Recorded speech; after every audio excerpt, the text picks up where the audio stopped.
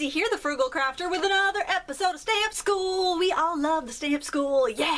I'm thinking about making that a jingle. What do you guys think? Today, with Father's Day around the corner, and we always seem to need to make gender neutral or cards that have a little bit of a masculine flair that we can use for a lot of different people. I thought we would make this fun steampunk themed card, and actually I'm going to show you a lot of techniques. And the other cool thing about it is that we're going to decorate the inside. Yay! We always neglect the inside, don't we? I am so guilty of that. So this way we'll have a way to kind of do the outside, do the inside, make it fun, and learn some new techniques. And I hasten to call this a masculine card because I know so many ladies that love this style. I love this style, and I don't want to get hate mail in the comments below. So please, thumbs up if you like gender neutral cards. Thumbs up if, I don't know, just give me a thumbs up, I guess. This video is brought to you by artneco.com. All the stamps I'm using are from them. We can take a look here at the set that I'm using. It's new. It's got lots of beautiful, beautiful, highly detailed designs. We're going to be using the bicycle here. We're going to be using this gear and also this set of gears. But you could really interchange a bunch of these. The reason I've chosen these is because of the embossing techniques that we're going to do. We're going to want those deeply etched lines so that we can really see the images that we have. When you're doing something like stamping into hot embossing powder, which I'm going to show you how to do today, you want to make sure you don't have a lot of really fine detail. Like the lines are so close together on this Dragon of Light. It's gorgeous. It'd be great to stamp and then watercolor, but it would just be a little too detailed to stamp into our embossing powder and get that detail that we want to see. So without further ado, let's get right to it. We're going to start off with a scrap of black cardstock, and we're also going to grab some metallic ink. And if you don't have metallic ink, you can use glycerin or any sort of pigment ink will be fine. And I'm just being very sloppy here and stamping it in the center of a 5.5 by 5.5 panel. We'll be tearing the edges later because it's going to go on a 5.5 by 5.5 card. Oh, and I wanted to share this this cardstock that I'm using. It's actually from Michael's The Recollections 110-pound cardstock. It's super thick. This stuff here is some, you know, cheaper stuff that I picked up at Walmart. That's fine for the top layers, but for the card base, you're going to want something that's heavy duty because we are going to be using a lot of embossing powder and a lot of embellishments that might make the card want to tip over when it's displayed, and we don't want that. So after you've got a bunch of this this ink down here, we're going to sprinkle on some embossing powder. You could use any color you like, but I think metallics look really well. If you wanted to have more of a pewter look, start with silver ink or just regular embossing powder, embossing ink, and you could use a silver powder. I tend to like coppers and golds personally, but you don't totally change it up to your style. It's your card, do what you want to do. And now I'm just going to shake this around, make sure everything is coated. I didn't bother using a powder or embossing buddy on here before I started because I am not worried about stray embossing powder. It's going to make it look more grungy, and that's fine. So now we're going to heat emboss. This is a heat tool. You want to turn it on for a couple of minutes and let it get hot, and then you're going to bring it to your paper, and if you see smoke or if it feels like it's discoloring your paper or discoloring your embossing powder, then you can go ahead and heat it from underneath. But I find it works a lot better to heat it from the top usually, unless one of those other two things I mentioned happens.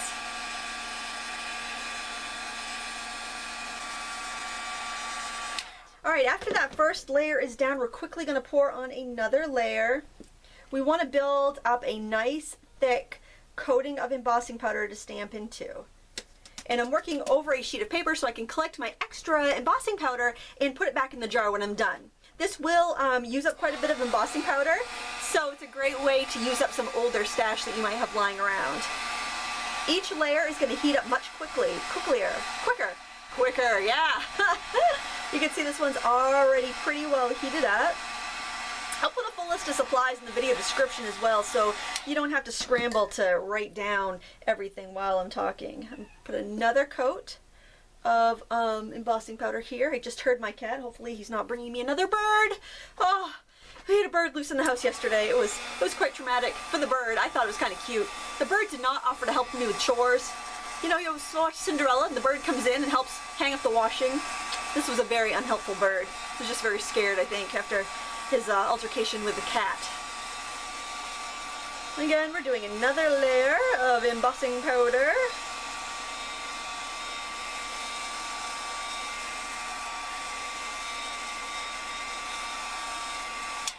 then I think I'm just going to scoop up what's left on my paper and just sprinkle that over top there.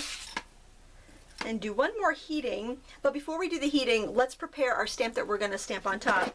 I've got this stamp right here. I'm actually going to move my paper out of the way.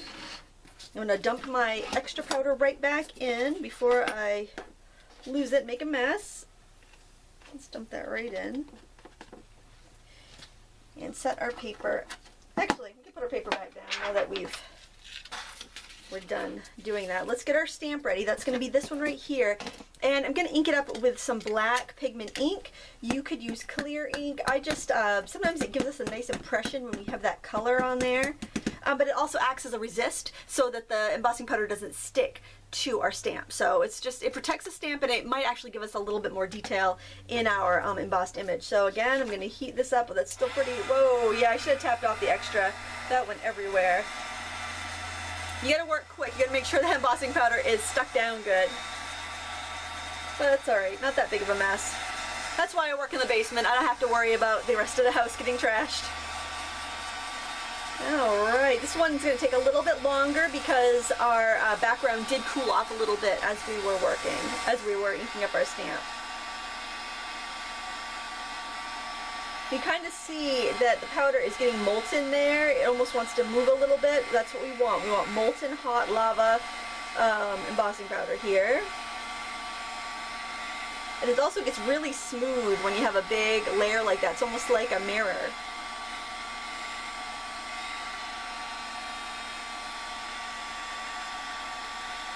Okay, now we're quickly going to grab our stamp and press it right into the hot embossing powder. And there we go. We've got a really, really great impression. See that right there? Looks good. And I'm going to tap off this extra powder because I really don't want to get it in any ink pads or anything. And I've got a little tabletop trash can. It's just a little bit of powder. That's not really enough to save.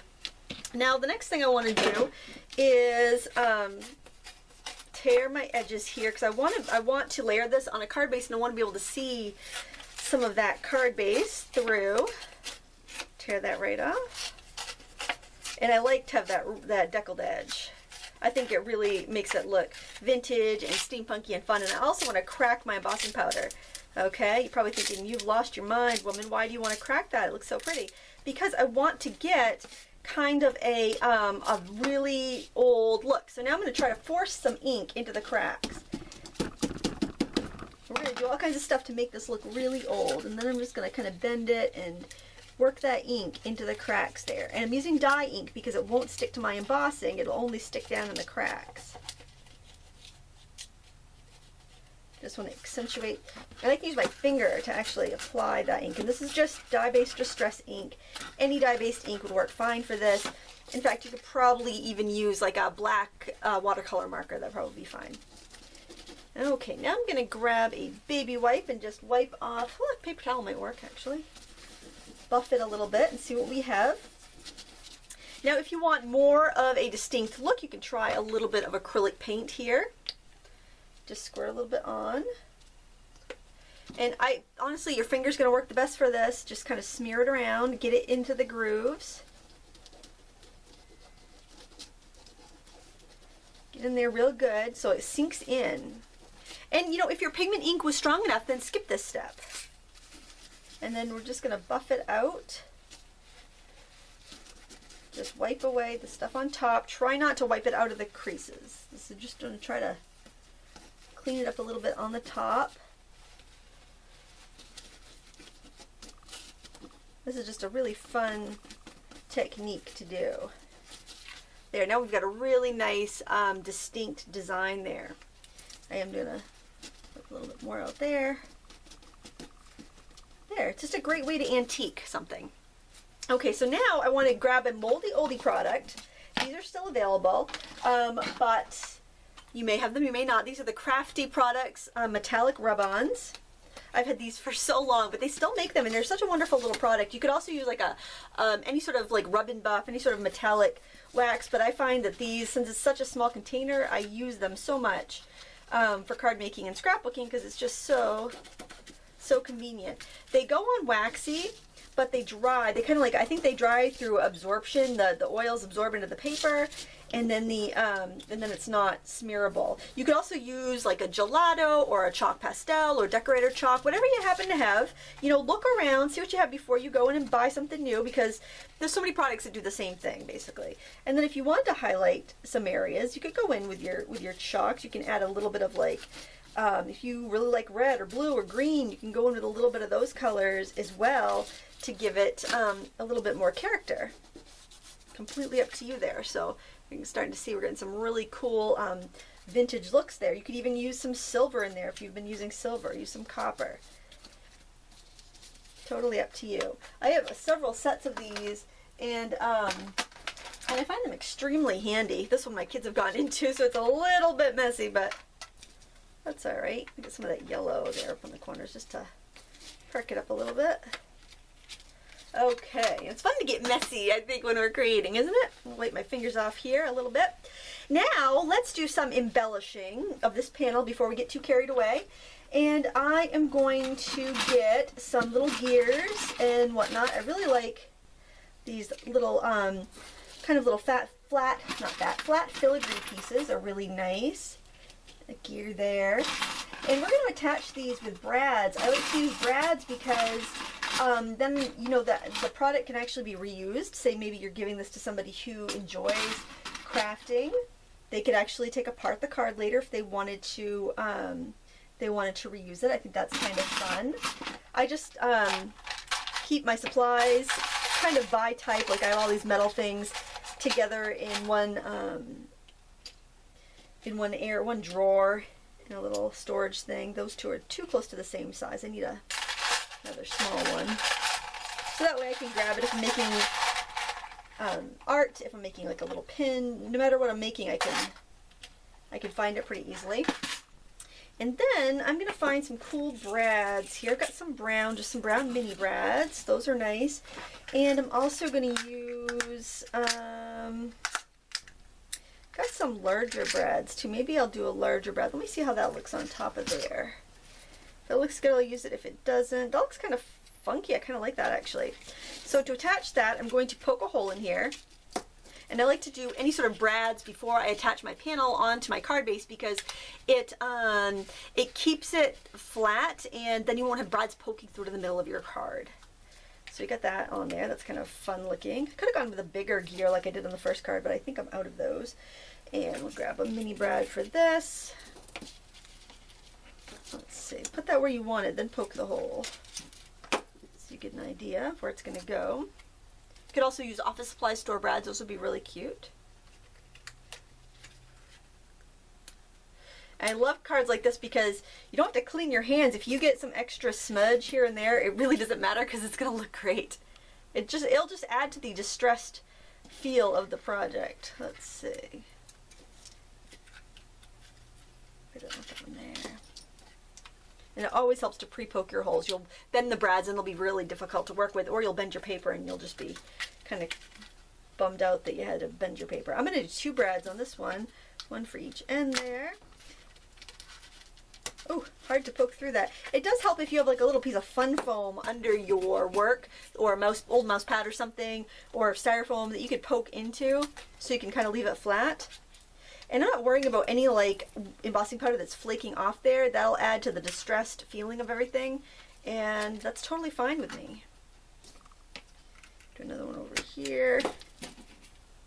I feel like people don't use brads enough. They're such a wonderful supply, but they went out of favor by a lot of card makers and scrapbookers, and I think that's crazy because they're a wonderful way to add something without adhesive. So dig through those moldy oldies, or if you see a big box of brads at a yard sale, for goodness sake, buy them because you can use them in your cards. They're fantastic. Why do some of these things go out of style? I just don't know.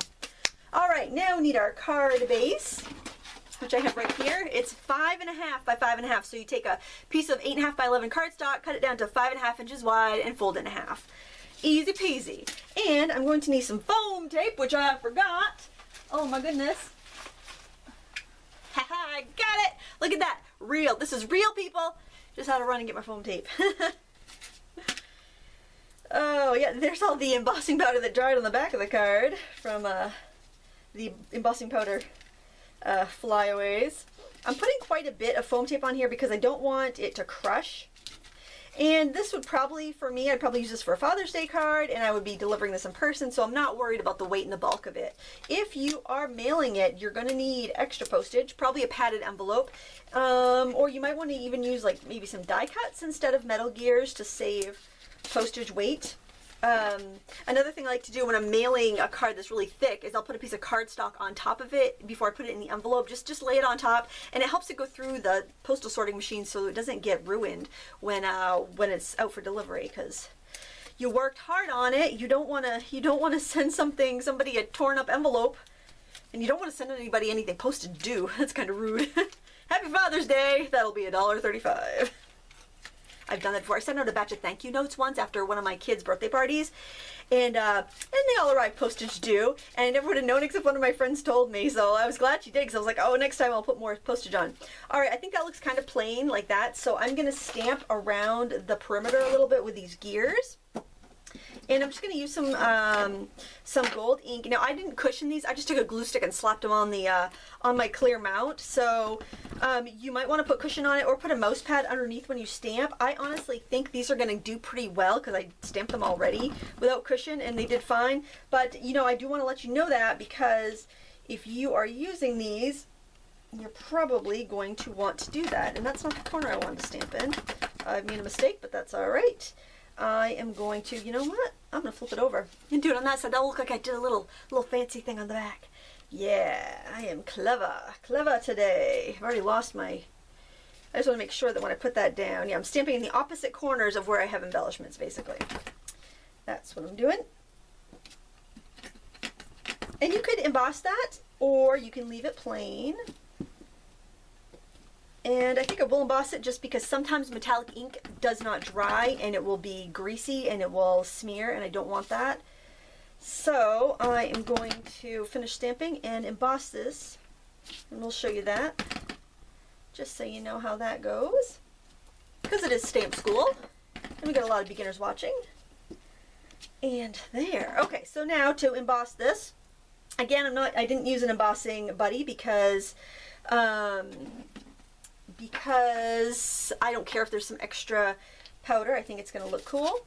And I'm just going to go ahead and give a light sprinkling all over everything, over my paper, so I can collect that extra powder when I'm done. Let's give it a good coating and tap off the extra. And then we're going to heat it with our heat tool.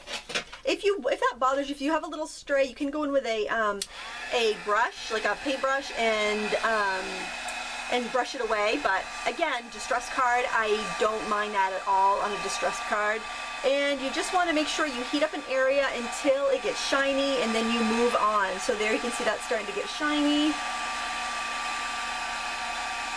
And then we're going to move along. And you want to do that until you have embossed the entire card. Okay, now I've cleaned up my area a bit. The embossing is done on my card base, as you can see here, and I can put my panel on top. And I've already removed the sticky tabs, so that's all set to go. So we're going to put that right there.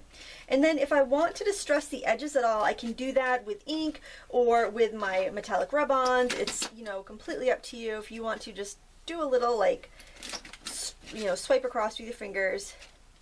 And that really does finish it off, I think. Now for the inside of the card, we are going to layer some papers, and I've just got a few little pieces already cut, and I'm going to use washi tape. Washi tape is a great way to